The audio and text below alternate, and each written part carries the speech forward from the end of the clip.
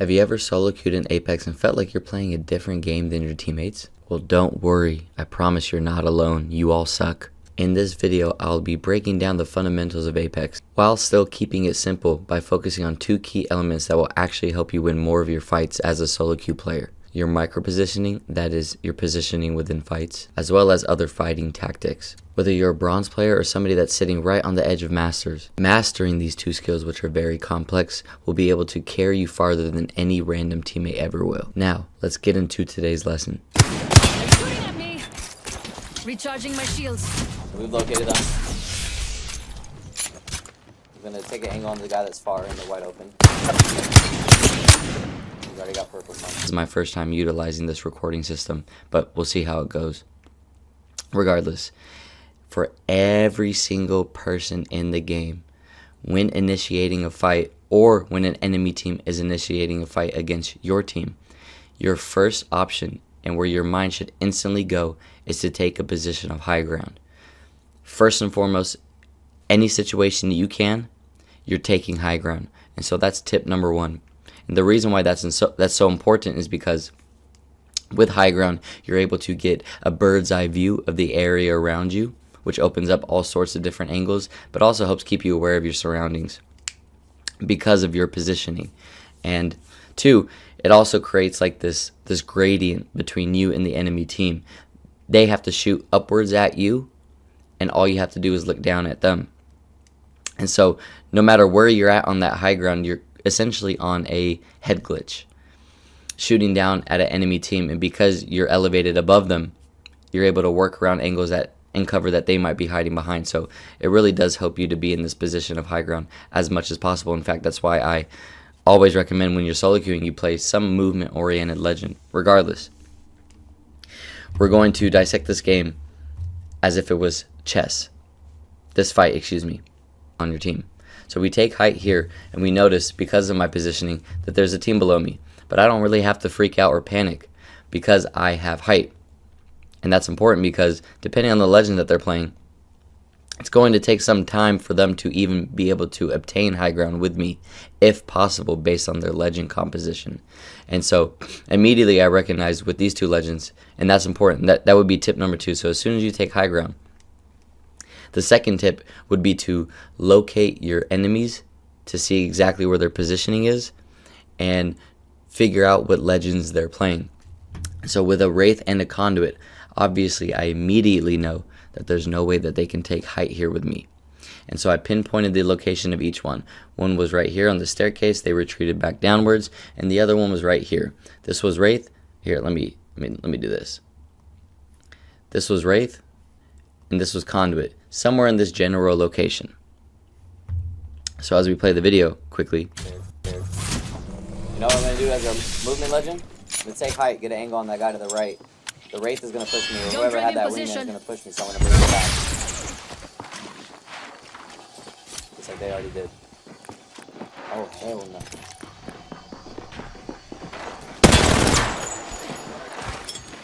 Using jump drive.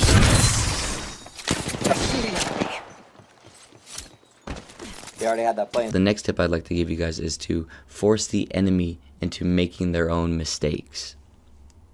So as a solo queuer, with no teammates on my team, there's nothing I can do with their positioning to go and try to attack each one, not without taking a risk. And so 99% of the time, you're not going to beeline straight to the team and try to fight them there with two guns on you. You're going to lose most of the time. And so you want to be strategic and be intentional with your decision making and make those decisions several steps in advance so that the enemy team is forced to respond to you and therefore make their own mistakes. So to open up a play for myself, my decision is to brace it to high ground and utilize my resources as such. What is this going to do? Well, on high ground, this is going to naturally force the enemy to push you.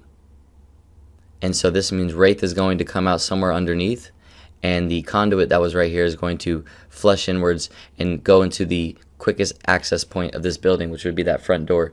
My play is here, but I already know that they're going to make this play here. So my response to them pushing me immediately is to come back to my position of height. My fourth tip would be to always come up with an escape plan. So in this order that I've given you, by now that you've located the enemies and now perhaps you're making a push or capitalizing off the mistakes of your enemy, the next plan would be to always keep, or excuse me, the next tip would be to always keep an escape route in mind. So my escape route would be back to height.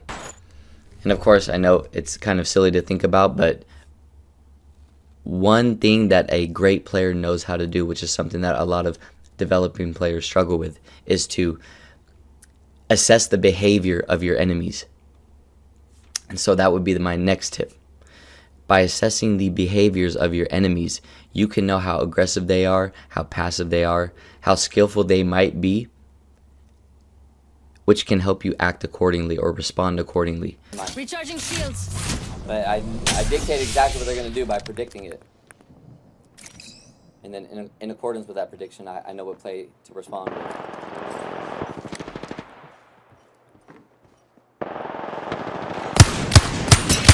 Cracked an enemy shield.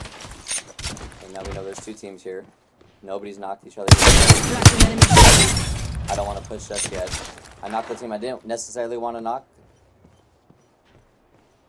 because this is the team that's moving. You can get a sense for the behavior of the team. So they just killed him. I got my kill, but we know it's a 1v2 still. They're still looking for me.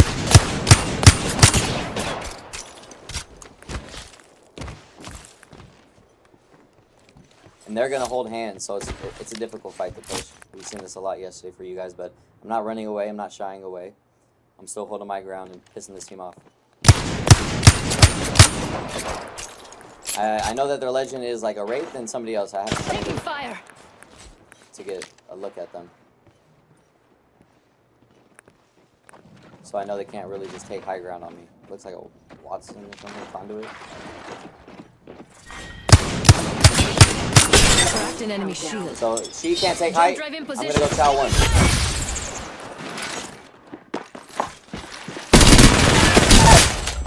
Knowing that this guy's gonna push from that Recharging angle. my shields. Replicator incoming.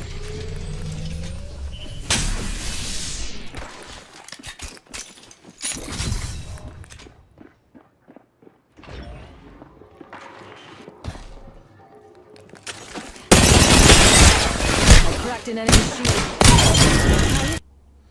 Okay, so this leads me into my next rule, which would be timing your third parties correctly. And your third parties are all about timing. And in fact, players that struggle with their third partying has a lot to do with their timing of that third party. So we notice as I escape from this situation, there's this general rule of thumb that I've created known as retreat, reassess, re-engage. So as I initiated this fight with my initial bracelet play, and then I retreated, right now what you see me doing is reassessing my situation. It's no longer a 1v2. It is now a 2v2, and I act as a third party.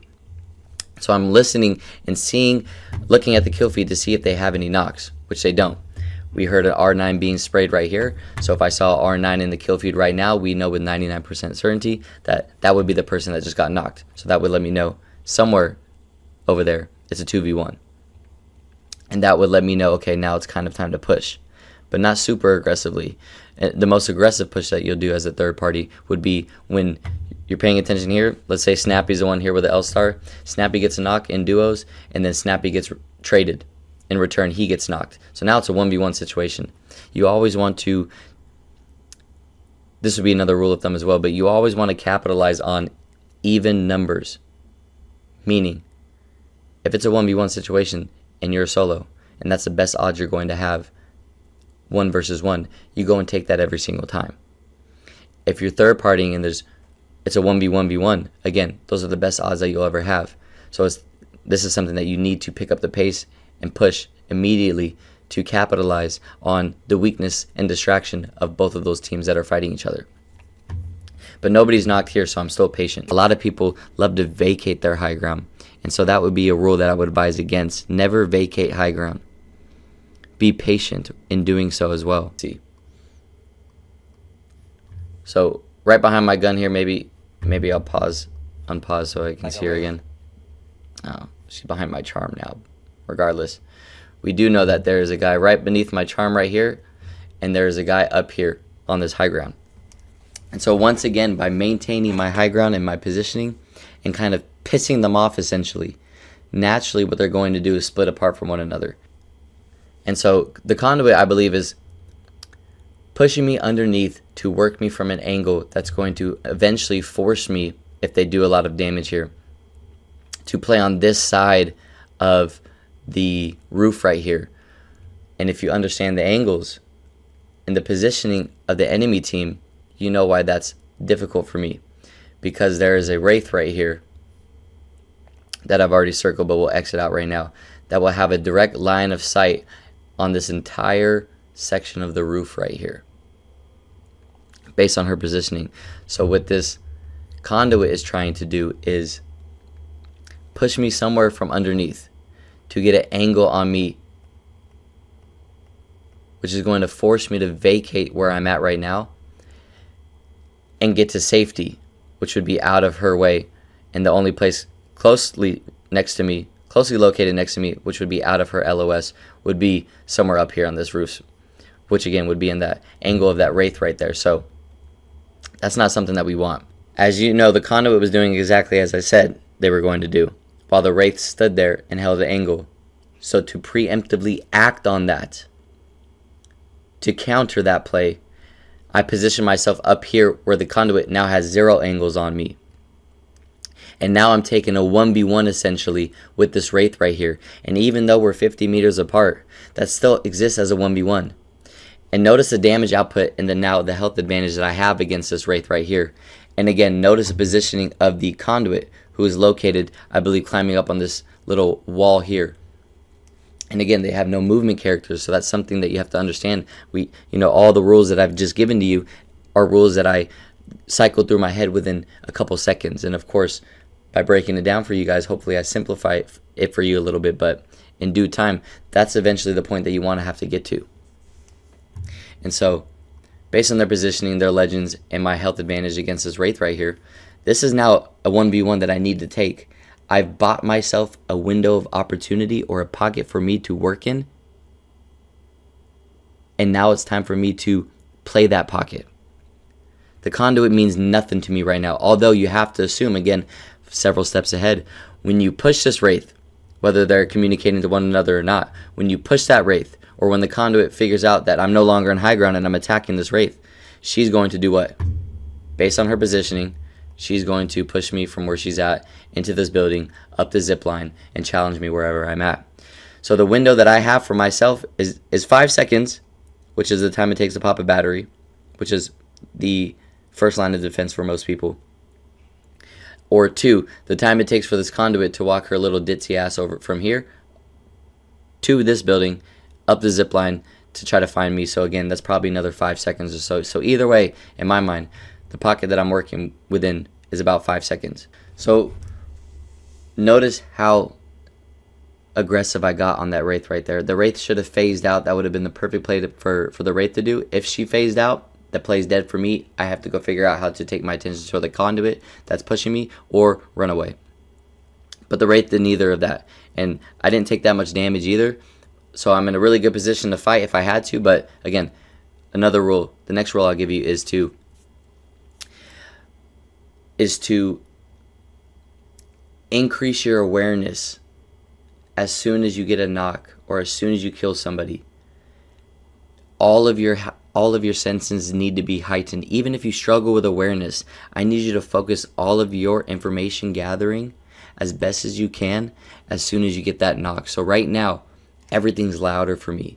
And right now, my eyes are open wider so I can see more in front of me. And what I'm doing right now as I'm walking up the staircase is listening to see how close that conduit is to pushing me. And if she's close, and based on that information, do I have enough time to heal? Or or is this a must challenge? And so that's what I'm waiting for. And so that was a really good 1v2, but notice how slow that is. Yes, that's how you have to play if you're solo queuing pubs. Yes, that's how you have to play if you're solo queuing ranked. Because you can't expect your teammates, especially in ranked, to do what it is that you need them to do. Most of the time they don't listen. Most of the time they lack the skill. So it all falls on you. That responsibility all falls on you. So yes, if you're solo queuing, unfortunately that's how you have to play the game. What do you expect? They don't call solo queuing hard for no reason. And so, again, this was just a basic 1v1 challenge. You'll notice that with that conduit, I located her on the second building, or on the second floor, excuse me. I chowed her. I had that initial trade right here, if we go back and look. If I do 146 on her, while she does about 100 on me, she'll eventually crack me around the corner here. And by taking the zip line, I kind of fooled her. I was never going to take it up, but what I was doing was baiting her into running away, thinking that I was going to take it up, which made her think that I would heal up and run away, or run up and heal away, which grants her time to run up and heal away. So this is a mind game that I play on the enemies, and this is how you assert your dominance over your enemies. It's not a matter of mechanics all the time, but how can I outplay every single that I play against, every single person that I play against. Like I said, Apex or Battle Royale in general is literally like chess. So I get this challenge here, but notice how she continues to run away. And so the next rule I'll give you is never give the enemy your back. In a fight like that, she has no real reason to retreat. We both have similar health. Her running away, I was able to capitalize again in that window. It made no sense for her to do that, but most people panic in situations like that. And by, again, adhering to every rule that I give you, you'll put so much pressure and so much forethought into every fight. You're going to instill fear into your enemies, literally. I got them shaking in their boots.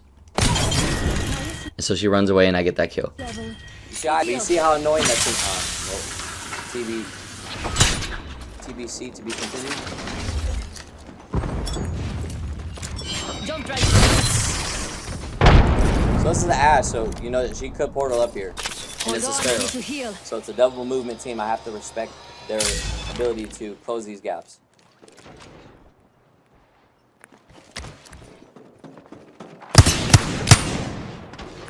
So he's gonna grant me 1v1, it looks like. Jump drive activated. Ash is gonna portal up. Recharging my shields.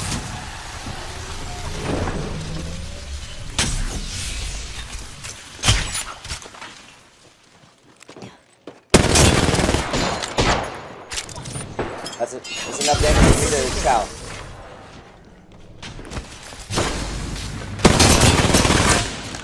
I'm gonna get the Surge. She's scared. The kill leader has been eliminated. And Loba and Dragon. The shield.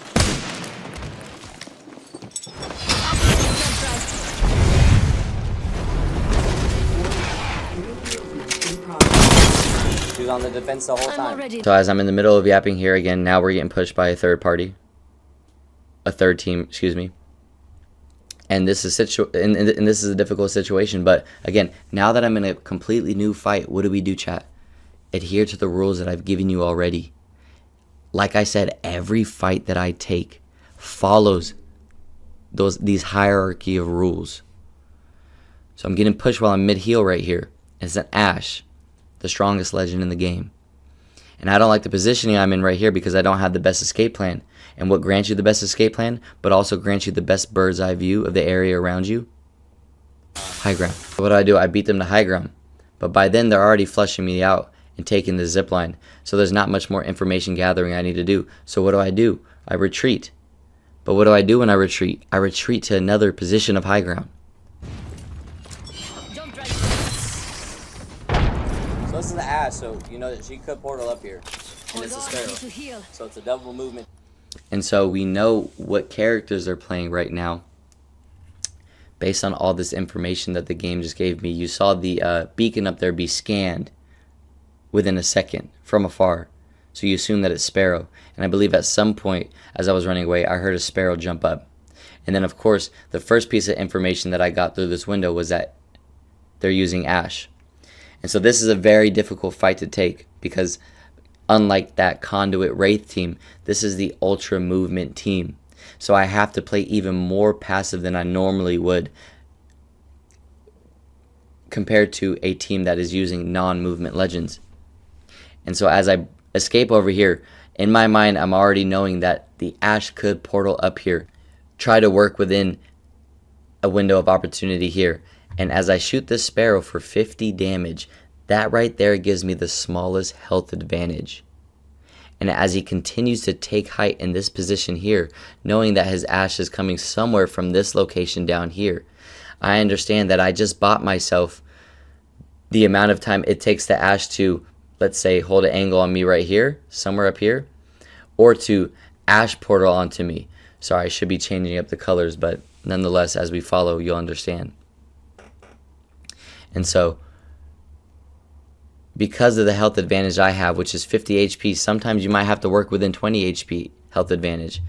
But with an aggressive team like this, with all the movement in the world, and I'm solo queue, I have to play with what I have. I have to work with what I'm given.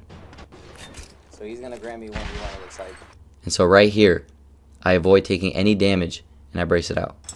Jump drive activated. Ashe is gonna... And so notice how I played within that 1 second window. We have to assume that window is as tight as possible, because that Ashe, based on where she was coming from again, what this Ashe should have done if she was semi-decent, based on her positioning somewhere along this first floor location, wherever she came from. I believe she ended up going inside. But what she should have done if she had the portal is the portal on me from this side right here and back her teammate up on high ground so that they're both right here. If they were both right here and I'm over here, this would have been a play for me to back up.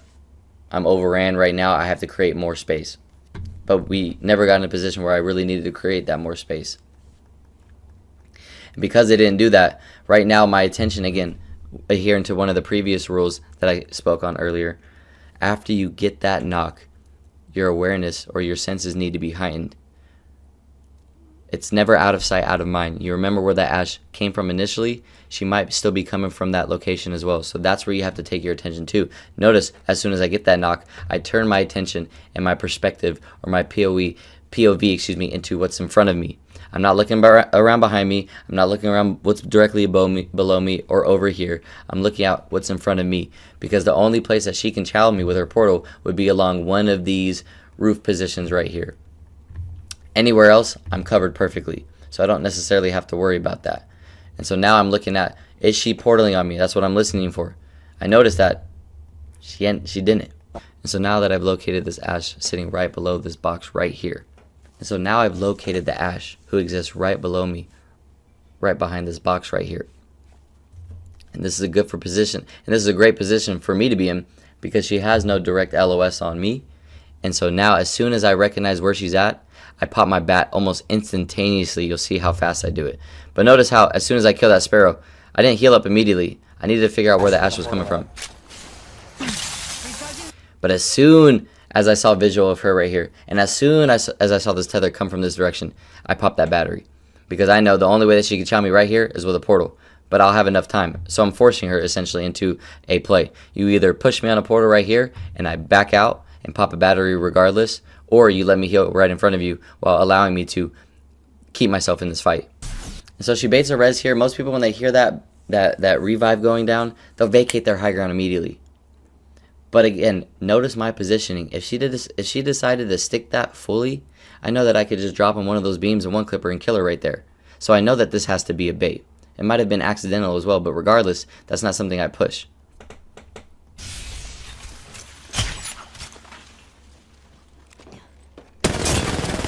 And again, so with another one of these weird fights right here with this is a wannabe sweaty team that thinks they're good enough for scrappy, but you know, nobody is. I do 40 damage right there, and that is enough for me to accelerate this fight, expedite this fight a little bit, and buy me an opportunity to push that Ashe because I have the health advantage now. I can sit here and keep trading and peeking and poking damage, but again, eventually you guys will have to start learning how to be aggressive and to work within these windows that you provide yourself or that the enemy provides you. That's enough damage for me to chow.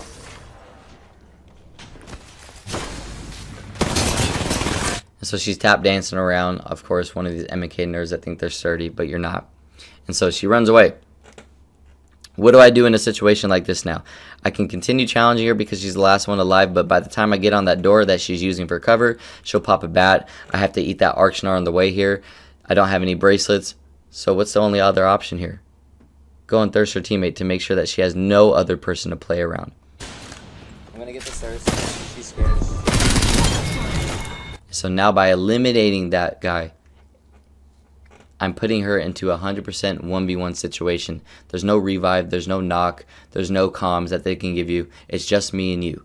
And you don't want to die for those thirsts, but you want to get those thirsts every time you can. So that would be my next role, is to, when given the opportunity, thirst, but never die for it. The kill leader has been eliminated. And Loba and Dragon in the shield.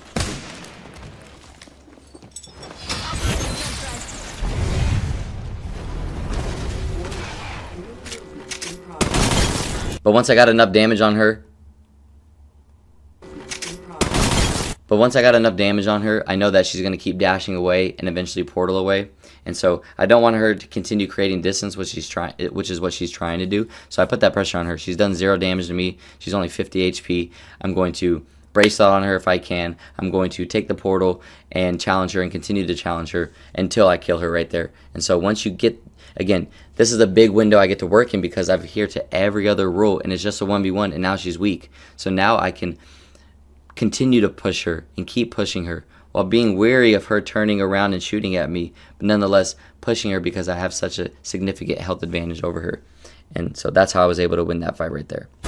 With the advantage that I had, again, only damaging him for like 30, 40 while I'm full health. I get that kill. Tossing jump drive. So a teammate right here, another team right here.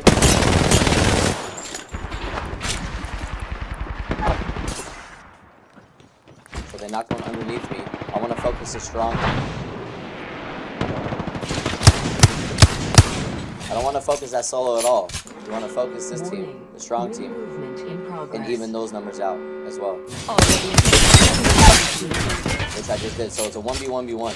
I want to chow that though. Jump drive activated. Cracked an enemy shield.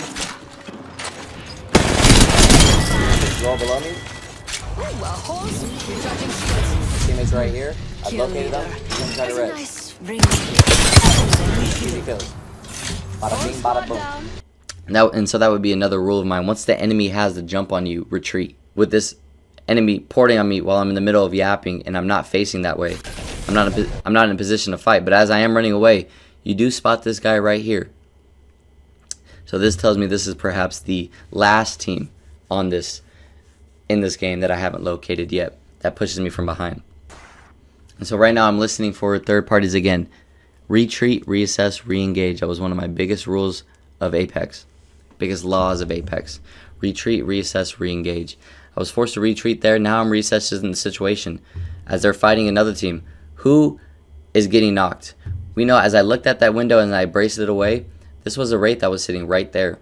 As the Wraith rotated underneath me because I was shooting at her and putting pressure on her from the window, this Dizzle guy one-clips her from afar. And so now I know that it's a 2v1v1 situation. Her Wraith teammate is probably somewhere over here. I'm not sure, but we'll try to find her right now. But we do know for a fact that the Ash team is the one that got this knock right here, and they're somewhere located in this elevator building in front of me. So they knocked one underneath me. I want to focus the strong.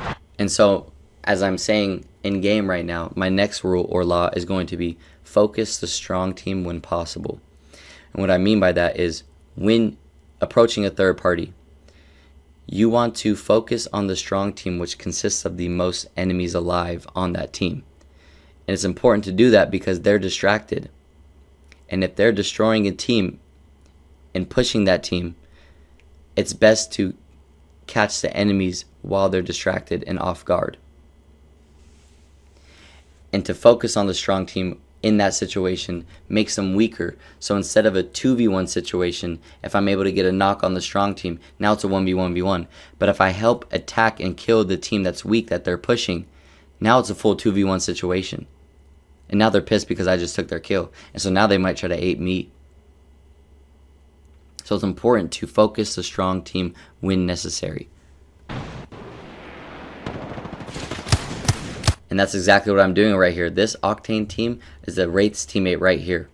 You see him jump in front of me and do all this cute stuff that M&K players do, but I'm not even looking at him because I know he's solo.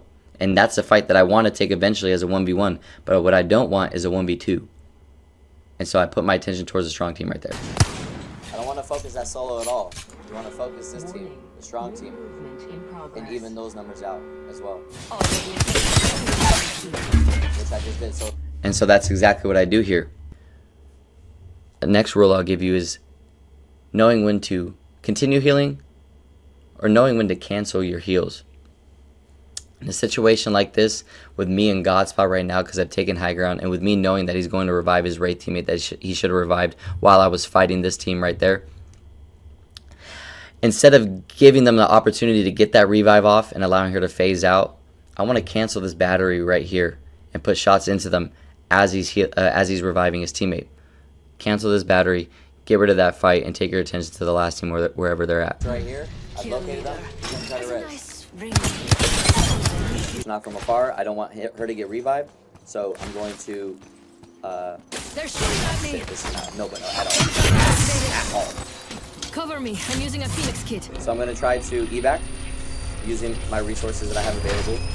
But this Phoenix kit's not going to give me a lot of time. But I think it's worth it to risk it no matter what. Send me to that tower. Based on their position holding me out. I wanted that crazy.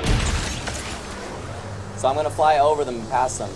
To where? A position of high ground. Always.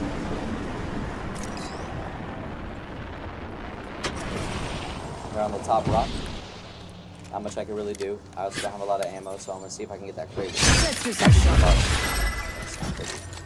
I hope you had expensive taste.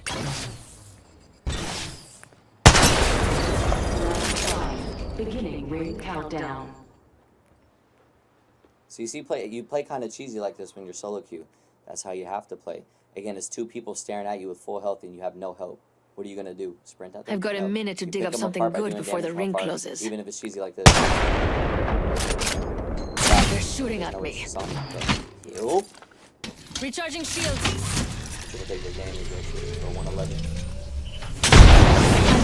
Healing. So it's a very difficult fight. Based on their position, that one has a bow, one has a triple take. They both have height. She wasted her ult already, though. Sounds like someone's pushing up. With her pushing up, if someone's here, Supply bin there. the lifeline's pushing up. Only Then I have 30 a seconds 1v1 to left. take. I'd better be smart with it. But it looks like both of them are pushing down.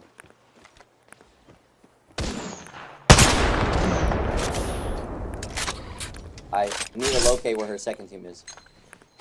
So I'm going to do damage here if I can get a crack and then teleport on him, knowing that the lifeline can't immediately push up.